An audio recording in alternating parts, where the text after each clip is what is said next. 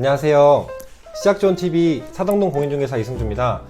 요즘에 매물 영상들을 너무 많이 올려서 오랜만에 앉아서 찍는 느낌이 드는데요.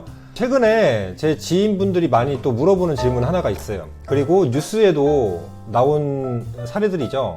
전세보증금을 뜯겼다, 전입신고랑 확정일자를 받았는데 저당이 설정된 것 때문에 경매에 넘어가서 내가 전액을 받지 못했다라는 그런 질문들이 많이 있는데요. 잔금일에 등기를 떼야 되는 이유가 그래서 여기에 있어요. 지금 제가 지금부터 이 내용을 한번 설명드릴 건데, 이 물권, 채권의 차이를 먼저 아셔야 되고, 그리고 전입신고랑 확정일자의 효력에 대해서 아셔야 돼요. 그래서 이거를 한 번에 모든 내용을 다 담을 수는 없어요. 제가 따로따로 전입신고랑 확정일자에 대해서 자세히, 그리고 물권과 채권의 차이점에 대해서 자세히 남겨드릴 건데, 이전 영상에 보시면 채권과 물권의 차이라고는 안 돼 있고 전세권과 전세의 차이에 대해서 제가 올려놨어요. 이게 같은 말이에요. 왜냐면 전세권은 물권이고 전세 보증금은 말 그대로 채권이거든요.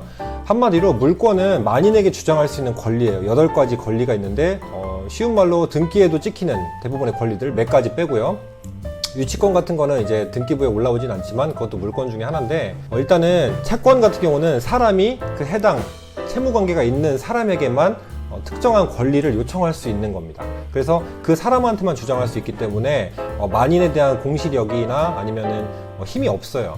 그래서 이 부분에 대해서, 이 차이점에 대해서도 간단하게 먼저 짚어드리고, 지금부터 전세보증금을 안 뜯기려면 어떻게 해야 되는지, 물론 다양한 변수들이 있지만 오늘은 첫 번째 사례에 대해서 한번 살펴보려고 하는데, 분명히 잔금 전까지, 계약할 때까지 등기상에 빚이 없다고 그랬는데 내가 사는 집이 갑자기 경매에 넘어갔다는 소식이 오는 거예요. 경매에 붙여졌다.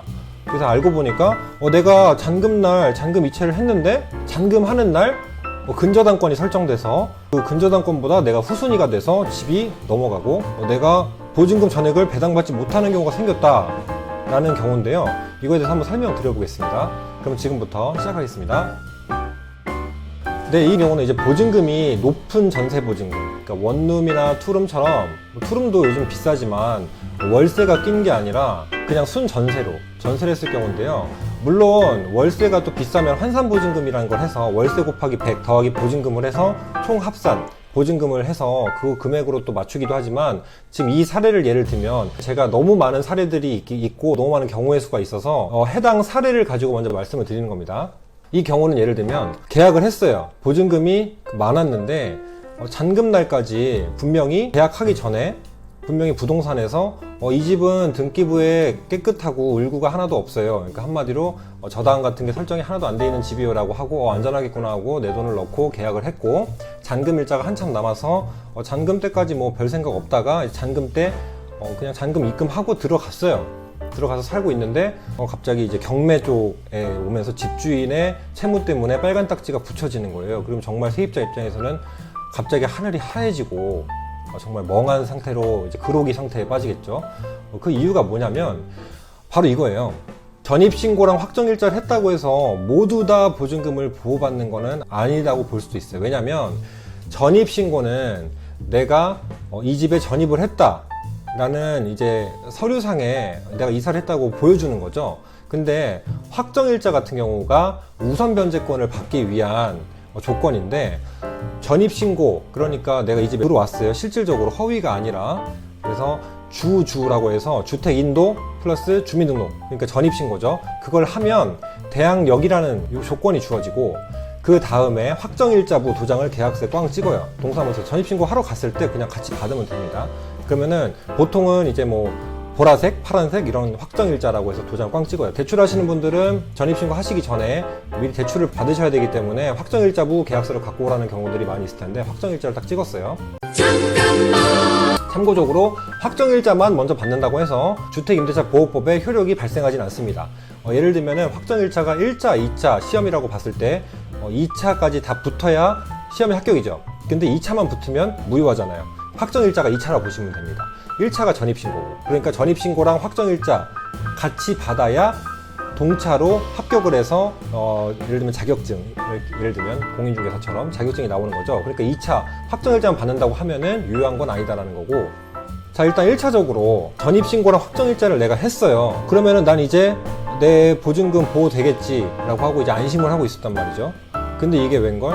내가 확정일자 받고 전입신고하는 그 잔금 당일날, 보통 잔금날에 이제 전입신고하고 확정일자 받고 이사를 하니까 했는데 그날 근저당권이 설정된 거예요. 그 집주인이 내가 이사 오는 날 대출을 받은 거죠, 한마디로. 그렇게 되면은 내가 왜 밀리는 거죠? 라고 생각할 수 있는데 핵심은 하나입니다. 전입신고랑 확정일자는 주택임대차보호법이라는 민법 위에 민사특별법으로 지정을 함으로써 내가 채권이라는 물권보다 약한 권한을 물권처럼 물권화 시켜주는 거지, 이게 물권이 되는 건 아니란 말이에요.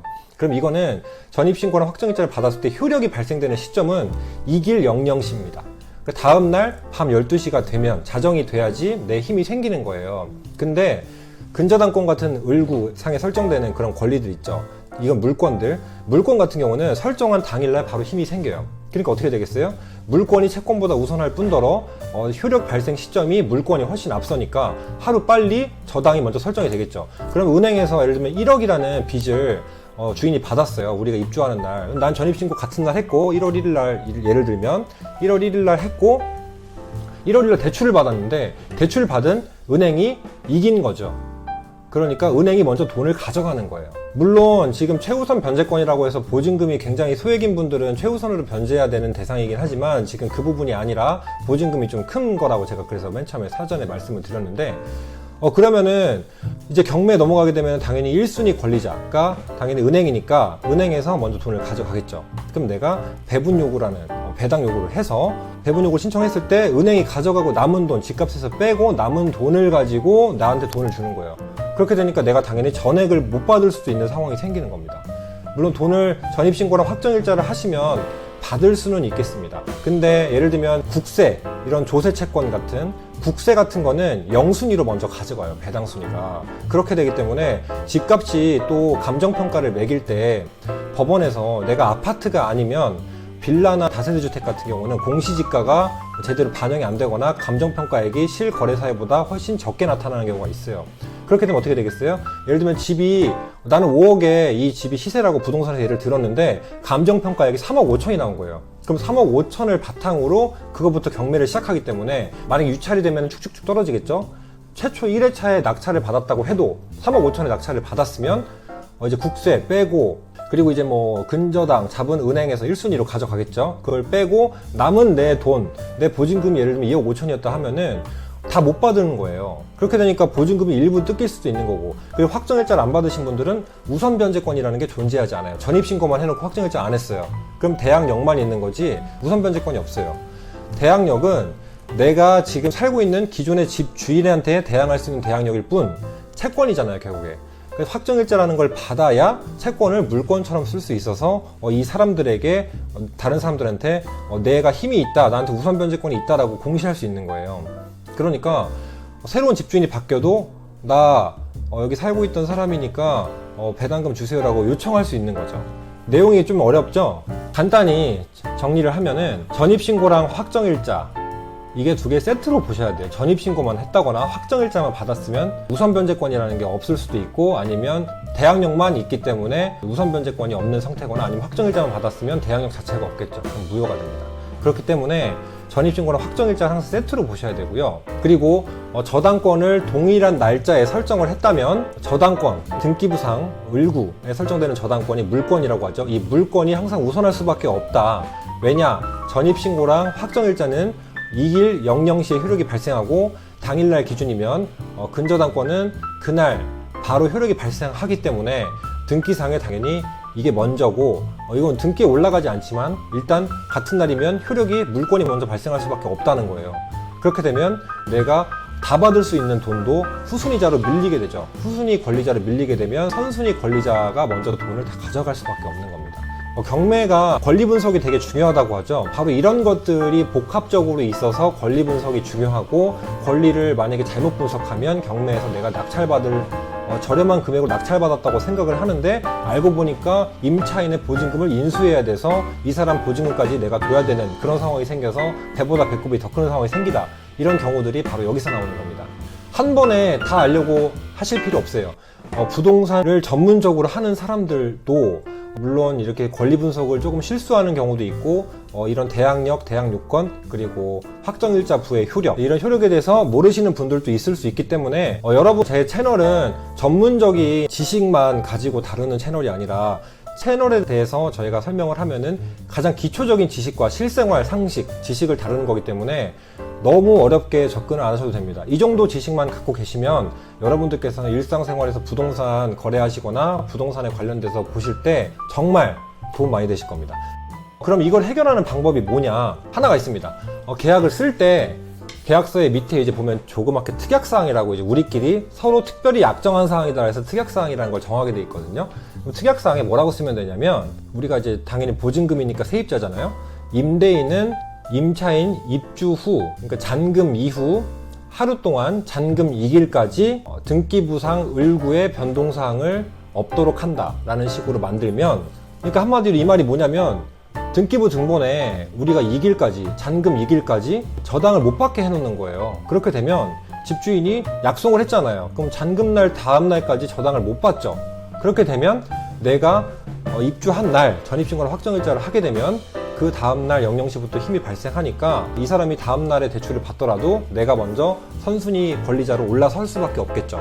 그렇게 만드는 경우가 있어요. 그래서 저 같은 경우는 전세 계약 같은 거 할 때 제가 직접 계약서를 쓰는 경우에는 주인분께 양해를 구하고 등기부상 을구에 잔금 2일까지 등기상 권리 변동을 없앨 수 있도록 해도 되겠습니까? 라고 양해를 구하고 계약서를 씁니다. 그러면은 주인분들이 당연히 그렇게 하세요라고 하지. 왜냐면은 내가 확신을 품고 당연히 다음날에 오늘 대출 받아야지 라고 하는 사람이 아니면 안 받을 거니까 당연히 쓰라고 하지. 그렇게 쓰지 말라고 하는 경우는 저는 아직까지 없었어요. 그래서 이 경우의 수를 예방을 하면은 훨씬 안전한 중개 거래가 될 수 있지 않을까 싶어요. 그러니까 요지가 전입신고 확정일자만 믿고 무조건 다른 변수를 생각할 필요 없이 내 보증금을 다 받을 수 있다라고 생각을 무조건 하시면 안 된다는 겁니다. 그래서 이 특약을 넣게 되면 좋은 게, 이제 세입자가 전입신고랑 확정일자를 하게 되면 대항력과 우선변제권을 다 취득할 수 있기 때문에, 그렇게 되면 선순위 권리자로 우뚝 올라설 수가 있고, 물론 다른 을구상의 권리 변동이 없었다면요. 기존에 만약에 대출이 있었다면 그걸 알고 들어갔다면 이 사람은 이미 후순위로 갈 수밖에 없는 상황인데, 지금 우리가 등기상 을구에 아무것도 없었다는 기준을 가지고 보는 겁니다. 그때 순서 차이가 이렇게 해서 보증금을 뜯긴 경우가 있었다라는 사례를 제가 말씀을 드리는 거고, 이런 경우도 있어요. 반대로 이미 대출이 있어요. 그럼 내 보증금을 주면서 이제 대출을 말소하는, 등기부상 내가 잔금날 대출을, 기존의 저당권을 말소하는 조건으로 들어간다라고 하면은 내 보증금을 가지고 이걸 말소를 하겠죠. 그럼 제가 전입신고랑 확정일자를 받으면 기존의 대출은 사라지고 제가 다시 1순위로 올라오게 되는 거예요. 그렇게 되면 제가 가장 안전하게 나중에 극단적으로 경매 같은 상황에 넘어가도 배분 요구할 때 후순위 권리자가 되지 않고 제가 최선순위 권리자가 되겠죠. 이런 경우로 보증금을 보호하는 방법이 또 하나 있습니다. 제가 전세보증금 안전하게 지키는 방법의 경우에 대해서 몇 가지 할 거예요. 뭐 예를 들면 전세보증보험 가입하는 거, 뭐 등기상 어떻게 보는 거, 이런저런 경우의 수들이 몇 가지 있는데 그걸 정리해 드릴 건데요. 오늘 같은 사례는 결론적으로 전입신고 확정일자랑 등기상 을구랑 설정이 같은 날 됐을 때는 전입신고 확정일자가 질 수밖에 없다. 왜냐면 효력이 다음날 발생하니까. 그래서 그렇기 때문에 특이하게 2일까지 등기부상 을구를 별도로 설정하지 않는 조건을 달면 굉장히 안전하다라는 경우를 최종적으로 매듭을 짓는 겁니다. 네.